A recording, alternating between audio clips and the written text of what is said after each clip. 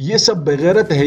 हमें रिजवान जैसा खिलाड़ी चाहिए। सबसे पहले आप विक्रांत गुप्ता का ये इंटरव्यू जरूर देखिए, ये बात जरूर सुनिएगा। नहीं तो वो भी नहीं होते। ऐसे टाइम पे फील्डिंग साइड में उनके चिड़ नहीं मचेगी। वो मतलब सिंगल आराम से खेल रहे हैं। कोई विकास शर्मा कह रहे हैं कि इस टीम में उनको पता है चार निकाल रहे हैं, उनको पता है, उनको पैनिक नहीं करना है, उनके पास रन आ चुके हैं, चुपचाप गेम निकाल लेना है। विकास शर्मा कह रहे हैं कि इस टीम में खेल कौन रहा है, जो सब लोग पता है चार निकाल रहे हैं, उनको पता है, उनको पैनिक नहीं करना है, उनके पास रन आ चुके हैं, चुपचाप गेम निकाल लेना है। विकास शर्मा कह रहे हैं कि इस टीम में खेल कौन रहा है, जो सब लोग सिर्फ ऋषभ पंत। दोस्तों, जैसा कि आप लोगों ने विक्रांत गुप्ता की बातें सुनी कि वो किस तरह से इंडियन क्रिकेट टीम से नाराज है और इंडियन क्रिकेट टीम को गाली गलौज दे रहे हैं।